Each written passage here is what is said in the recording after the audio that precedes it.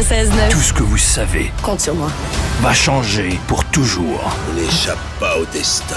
Avengers, la guerre de l'infini. Oh, c'est pas Avengers, c'est Avengers. oui. Je me trompais tout le temps, tout ce temps-là. Avengers, le film tant attendu. On a déjà des auditeurs qui nous critiquent, en fait, qui nous donnent leur critique sur la messagerie texte, Billy. Louis nous dit 20 sur 10, c'est le meilleur vilain à ce jour. En parlant de Thanos, il y a Ben qui dit « J'ai vu le film hier soir, très, très, très bon film d'action. Tout le long, ça n'arrête jamais. Une fin qui nous laisse avec milliers de questions. » Et Sam qui dit « J'ai vu Avenger hier, j'y retourne ce soir. C'est décevant. Ah Je oui. m'attendais à de meilleures critiques, en fait. Notre prof de cinéma que vous avez reconnu, Philippe Lemieux, qui est avec nous ce matin. Salut, Phil. Bonjour. Et merci de venir nous parler donc des franchises marquantes du cinéma. On va commencer, bien entendu, avec Avengers, parce que c'est eux qui font qu'on aborde ce sujet-là ce matin. Là. Évidemment, il faut en parler, mais comme on l'a dit tantôt, on ne divulgage rien ce matin. Non, Je ne l'ai non. pas vu. Personne ici ne l'a vu. Mais Samuel, il dit pas de spoiler, s'il vous plaît. Non, À part- non, à part qu'il inquiétez-vous meurt pas. au début, sinon on dira rien. Absolument. Donc, écoutez, c'est pas rien. C'est historique comme sortie et c'est pas historique à cause de l'histoire elle-même, le film lui-même. C'est que, bon, premièrement, c'est le 19e film de l'univers cinématographique Marvel qui a commencé il y a 10 ans avec OK. Iron Man en 2008. Alors ça, dans l'histoire du cinéma, c'est quand même C'est unique intense, là. d'avoir organisé ça, puis que c'est une histoire cohérente, dans le fond, qui se développe depuis longtemps. Et on est vraiment jour pour jour, à quelques jours près, là, au 10e anniversaire de la sortie d'Iron Man. Donc vraiment, là, un plan qui était prévu d'avance. Ouais, c'est ça. Penses-tu que dès Iron Man se sont dit on va en faire plein ou après 2-3 Oui. se sont dit on peut les rattacher? Non, il y avait un plan. Il y avait OK. un plan dès le départ. Il n'était pas certain de pouvoir y arriver, évidemment, Ouais. mais l'idée était là, c'est sûr. Alors, on a un film qui contient 64 personnages principaux. C'est quelque chose. Alors, on s'entend qu'ils vont pas tous avoir énormément de dialogue. Là. En tout cas, il y en a au moins un qui va juste dire « I am Groot ». Alors ça, de ce côté-là, on va être correct. Mais ça donne à l'écran quand même des rencontres intéressantes. Si on pense à Iron Man qui va rencontrer Doctor Strange, on a donc Robert Downey Jr. qui est à l'écran avec Benedict Cumberbatch. Donc, on a le Sherlock Holmes de l'écran qui rencontre le Sherlock Holmes de la télévision. Alors, c'est quand même des moments Ouais, particuliers. C'est le premier film de fiction de l'histoire à avoir été tourné entièrement avec des caméras IMAX. Donc, pour éviter toute OK. confusion, là, parce qu'il y a des gens qui pensent qu'IMAX c'est 3D, souvent c'est la même affaire. Je parle pas du 3D, je parle de IMAX. Donc, l'écran géant qui a 7 à 10 étages de haut, c'est la plus haute résolution qui existe dans le monde. C'est des caméras assez compliquées. Est-ce que le C'est- film est 3D? J'ai pas vu ça. À cette heure, c'est quasiment. J'imagine courant. qu'il existe dans les deux versions, 2D, OK. 3D, mais la meilleure version dans laquelle aller voir ce film-là, c'est en IMAX. C'est jamais arrivé qu'on tourne un film de fiction entièrement avec des caméras IMAX, ce qui fait que le budget total du film est de 300 millions de dollars.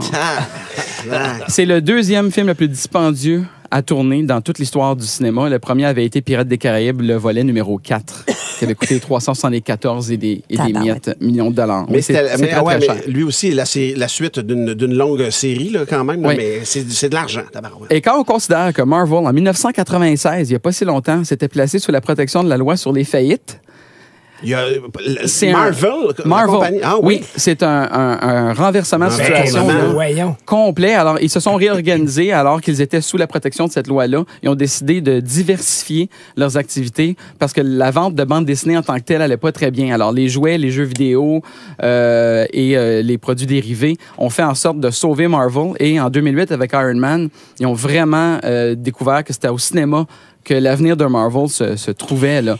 Et il y a un vieil homme qui apparaît souvent dans à peu près tout le temps dans Oui. les films de Marvel. Stan Lee. Il fait des caméos à chaque film et autant que l'on revient sur George Lucas lorsqu'on parle de Star Wars, je trouve que ça serait important de mentionner Stan Lee. Qui est cet homme de 95 ans maintenant parce qu'il est né en 1922? C'est le co-créateur de plus de 100 personnages de Marvel. 100. Oui, de plus de 100, dont Hulk, Thor, Iron Man, les X-Men, Spider-Man, Doctor Strange. Alors, lui, il est scénariste. Et avec des dessinateurs célèbres, dont Steve Ditko et Jack Kirby, il a créé la plupart de ces personnages-là. C'est fou. Et ce qui est original, contrairement aux super-héros qui existaient précédemment, comme si on pense à Superman ou Wonder Woman ou les autres, lui a créé des personnages plus humains, qui avaient des problèmes personnels et familiaux, qui étaient imparfaits et angoissés. Alors, on pense à l'adolescent Peter Parker, Ouais, qui est en Spider-Man. amour. Bon, même Fantastic Four, qui l'a créé, les 4 Fantastiques, c'est une famille. Puis à l'interne, il y a un frère et une sœur qui chicanent tout le temps là-dedans. On le sait, dans les derniers films, les super-héros ne s'entendaient pas nécessairement entre eux. Iron Non. Man et Captain America. Alors ça, c'est tout Stan Lee qui a amené ça dans le monde des super-héros.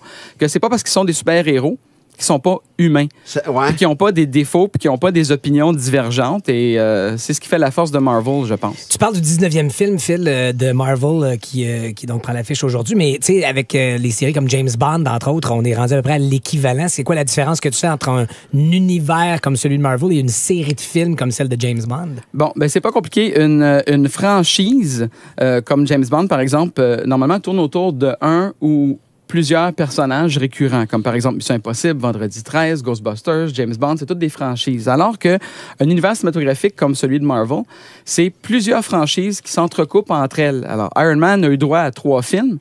C'est une franchise en lui-même. Oui. Captain America a eu le droit à 3 films. Thor a eu le droit aussi à plusieurs films. Hulk a eu son film. Et finalement, là, les personnages ont commencé à apparaître dans les films des autres personnages. Et on sent qu'ils existent tous dans le même univers. Donc là, on n'est plus dans une franchise unique, on est dans un univers cinématographique. Et une chose qu'il faut mentionner aussi, c'est que ce dernier film-là, Avengers, qui sort aujourd'hui, en fait, au départ, devait être un film, et c'est 2 films. Ils ont tourné simultanément 2 Avengers, celui qui sort aujourd'hui et l'autre qui va sortir dans 1 an.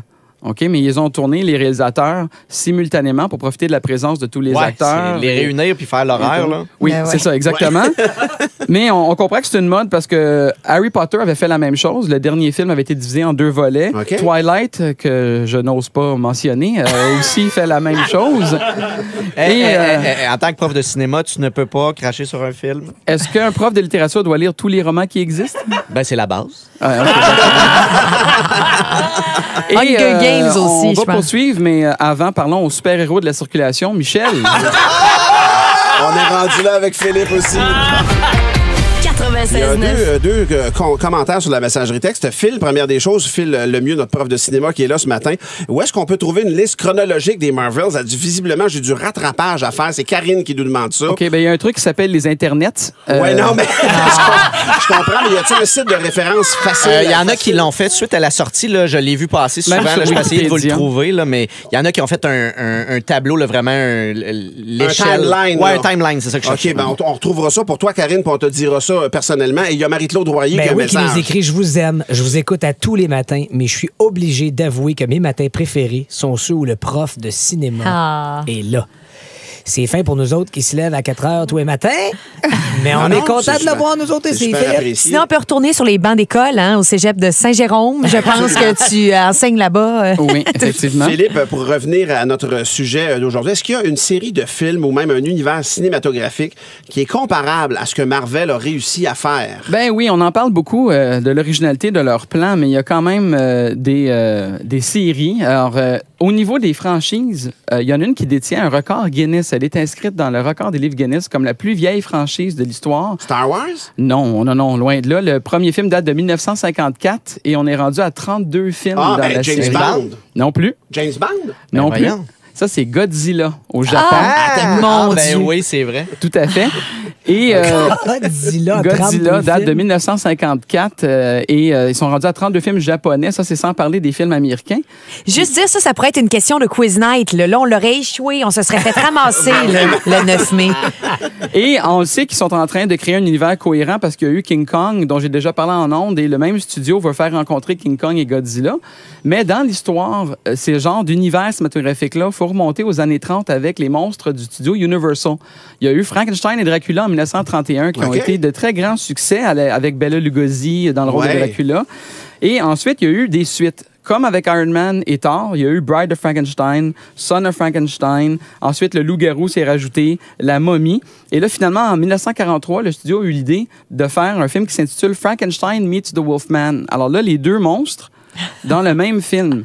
Et ça a été un succès phénoménal à tel point qu'on a eu droit à House of Frankenstein, dans lequel on avait Dracula, mais aussi le loup-garou, mais aussi le monstre du docteur Frankenstein. Et il n'y a pas eu un film avec Tom Cruise et... Bon, ben c'est ça. Universal voulait relancer l'univers des monstres parce que c'est dans l'air du temps. Ouais. Ils voient l'argent que fait Marvel, puis ils se disent... On va refaire On va ça. profiter de la manne. Donc, ils ont appelé ça le Dark Universe. Et le premier film de cette série-là devait être le remake de La Momie qui mettait en vedette Tom Cruise, mais aussi Russell Crowe jouait là-dedans, puis il jouait le Dr. Jekyll et Mr. Hyde. Mais on l'a juste vu sous la forme, ou presque, de Dr. Jekyll. Mais le film a été tellement pas un succès, ni critique, ni commercial, faux départ, que l'idée de la Dark Universe a été évacuée là, des plans de Universal. Ils ne font plus ça. Philippe, tu l'as dit, le dernier opus est en 2 volets. Pourquoi ils ont décidé de faire ça? Pourquoi ils ont décidé de nous faire cette torture-là, de finir le premier sur la suite du deuxième? Bien, lorsqu'ils font ça, normalement, c'est parce qu'ils ont tellement établi de filons scénaristiques. Il y a tellement d'histoires à raconter qu'ils se rendent compte qu'ils n'y arriveront pas dans le temps nécessaire. Déjà que le film d'aujourd'hui a 2h30. Alors, quand même. C'est le plus long de toute la série Marvel. Alors, ils se rendent compte que, bon, comme avec Harry Potter, il y a trop de matière. Et on va être cynique un peu. En faisant du dernier film 2 films, on dédouble le box-office. C'est la vente sûr. des billets nécessairement. Et on sait que les gens vont y aller. Alors. Et d'après toi, qui va gagner, Black Panther ou Avenger? En termes de box-office, là. Ouais. Ah, d'après moi, Avengers Infinity War. Hey, non, Oui. c'est sûr que Je non. sais que tu as dit le contraire. Et Black Tu Panther. serais recalé si t'étais dans le cours à Philippe. C'est ça qui fait Mais non, mais les Avengers d'avant n'ont pas tant cartonné que ça. Là. Non, mais il y a un effet d'accumulation. Là. Tout le monde qui est allé voir Black Panther va aller voir Avengers Infinity War. Et le temps avance et les gens veulent connaître la suite ou la conclusion. Black Panther plus universel. On a besoin de moins tu pourrais t'agager connaître quelque tout chose, l'univers. Complètement. OK, on va faire ça hors d'onde. Non. On met les auditeurs à témoin. Moi, j'ai pas de problème. OK. Qu'est-ce que tu veux? Hey, écoute, vu mon budget, un café. Un café? OK, un chocolat chaud à la menthe? Ça marche. OK, parfait. J'ai une question. La classique, En quand tu as une 4 séquence secondes. de films comme ça, juste un oui ou un non, est-ce que si j'ai rien vu des films Marvel, ce qui est mon cas Oui. depuis 10 ans, est-ce que je commence avec celui-là ou Ben faut... non. J'ai l'habitude de dire que c'est correct, mais là, non. Non. Non. C'est pour ça que ça fait pas Impossible. comme Black Panther, man. Impossible. Faut au C'est moins- pour ça. Parce que, justement, ça prend des connaissances de base d'Avengers.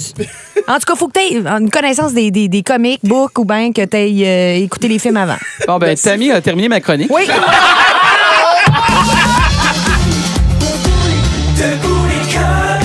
En semaine, dès 5h25. 96.9.